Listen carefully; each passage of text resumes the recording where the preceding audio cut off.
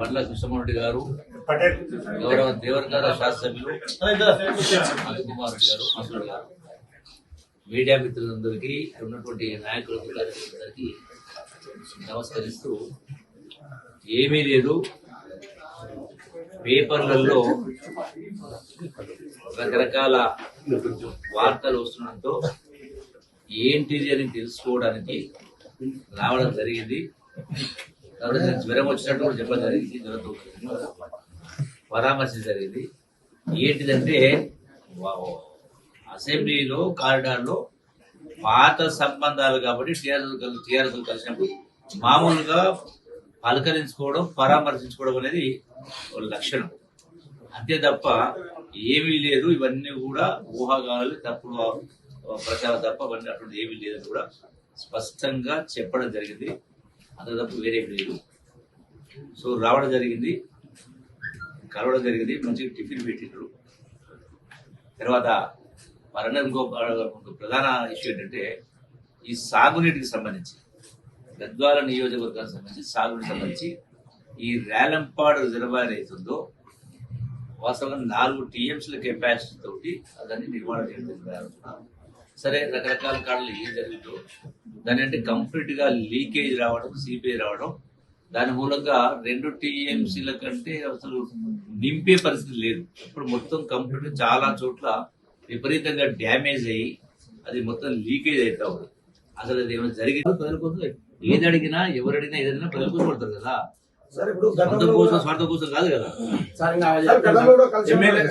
MLA మీ మనిషి okay, అభివృద్ధి ప్రజాపాలన అని మీరు ట్యాగ్ లైన్ పెట్టినారు. రోడ్లు గుంతలు ఇంత మంచి పడుకుంటాడు అట్లా ఉంది.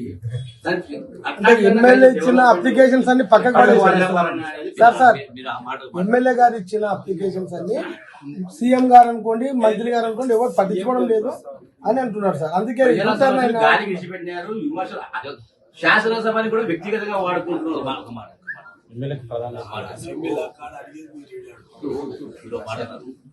రోడ్లు ఇంత లోతైంది, కరెక్టే.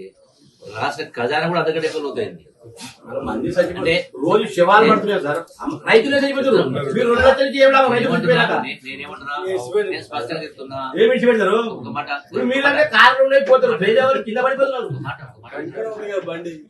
సార్లు కింద పడితే గత 10 సంవత్సరాల పరిపాలనలో నాకు స్పష్టంగా అర్థమైనటువంటిది బాధ్యత రహిత పరిపాలన జరిగిందనేది నా అభిప్రాయం. ఎందుకంటే కొత్త రాష్ట్రం ఏర్పడ్డప్పుడు రాష్ట్రం ధనిక రాష్ట్రం.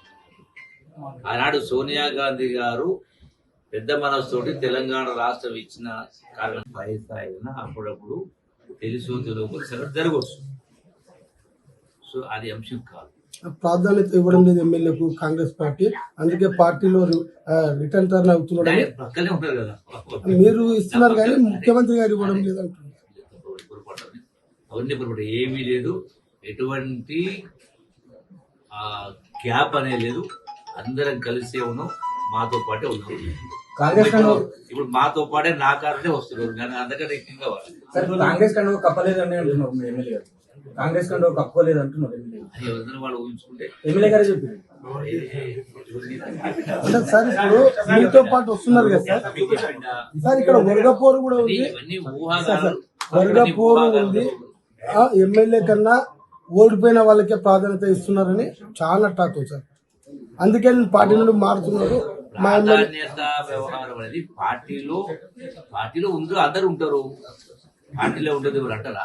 సార్ ఒక విషయం సార్, ఎవరికి ఇచ్చే గౌరవం